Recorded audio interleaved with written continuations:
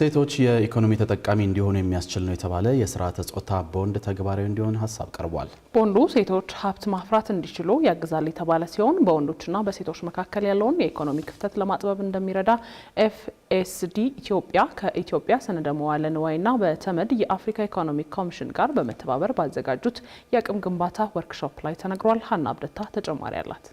ሴቶች በተለያዩ ዘርፎች ያላቸው የኢኮኖሚ ተሳትፎ ዝቅተኛ መሆኑና ከወንዶች ጋር ሲነጻጸር ከፍተኛ ልዩነት የሚስተዋልበት መሆኑን የተለያዩ ጥናቶች ያመለክታሉ። ዓለም አቀፍ ጥናቶች ሴቶች በካፒታል ገበያ ቢሳተፉ የተሻለ ኢኮኖሚያዊ እንቅስቃሴ ሊኖራቸው እንደሚችል እንደሚያሳዩ የገለጸው በፋይናንስ ዘርፍ ላይ የሚሰራው ኤፍኤስዲ ኢትዮጵያ ሴቶች በካፒታል ገበያ ቢሳተፉ በዓለም አቀፍ ደረጃ እስከ 700 ቢሊዮን ዶላር ተጨማሪ ፋይናንስ በኢኮኖሚ ላይ እንደሚውል እንደሚያሳይ ነው የተናገረው። ታዲያ ሴቶች በኢኮኖሚው ዘርፍ ንቁ ተሳታፊ እንዳይሆኑ ተግዳሮት የሆኑ ጉዳዮች እንዳሉ የጠቆመው ተቋሙ ተግዳሮቶቹ ከራሳቸው ከሴቶች እንዲሁም ከተቋማት የሚመነጩ መሆናቸውን ለምሳሌ ከሴቶቹ አንግል አንደኛው ቅድም ያልኩት ኮላተራል ነው።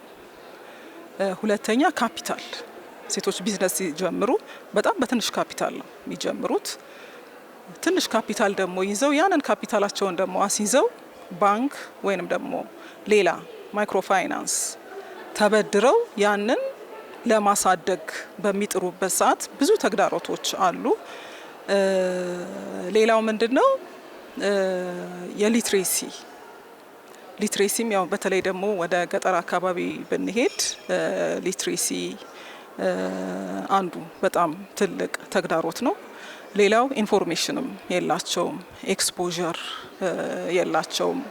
በተባበሩት መንግስታት ድርጅት የአፍሪካ ኢኮኖሚክ ኮሚሽን የፋይናንስና የሀገር ውስጥ ሀብት ማሰባሰብ ዋና ኃላፊ ሶኒያ ኤሴምባጂ በበኩላቸው በኢትዮጵያ ጅማሮ ላይ ያለው የካፒታል ገበያ ለሴቶች ትልቅ እድል መሆኑን የገለጹ ሲሆን በዚህም የሴቶችን የኢኮኖሚ ተጠቃሚነት የሚያረጋግጡ ስራዎችን ሁሉም ባለድርሻ አካላት መስራት እንደሚገባቸው ተናግረዋል።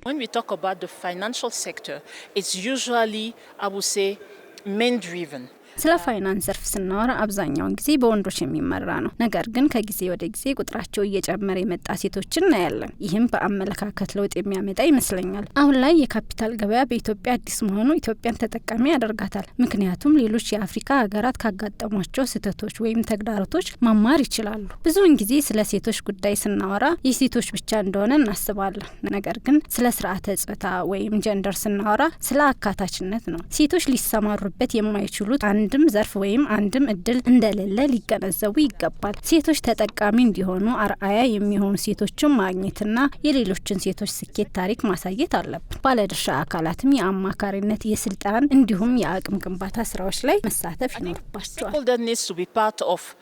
The mentoring programs, they need to be part of the capacity building, they need to be part of the training. ከካፒታል ገበያ ጅማሮና መስፋፋት ጋር ተያይዞ የሴቶችን የኢኮኖሚ ተሳትፎ ማሳደግ የሚያስችሉ አማራጭ ሀሳቦች መቅረባቸውን የጠቆሙት የአይ ካፒታል አፍሪካ ኢንስቲትዩት ዋና ስራ አስፈጻሚ ገመቹ አክቶላ ከነዚህ ውስጥ የስርዓተ ጾታ ቦንድ አንዱ መሆኑን ተናግረዋል። ለመሆኑ የስርዓተ ጾታ ቦንድ ምንድን ነው?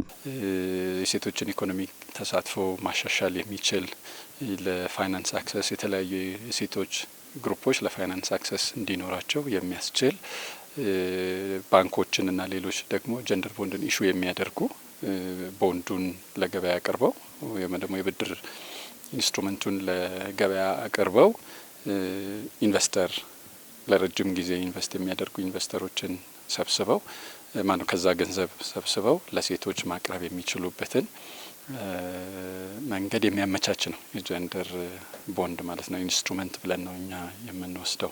የስርዓተ ጾታ ቦንድ ሴቶች ሀብት በማፍራት የኢኮኖሚ ተጠቃሚ መሆን እንዲችሉ እንደሚያግዝም ተነግሯል።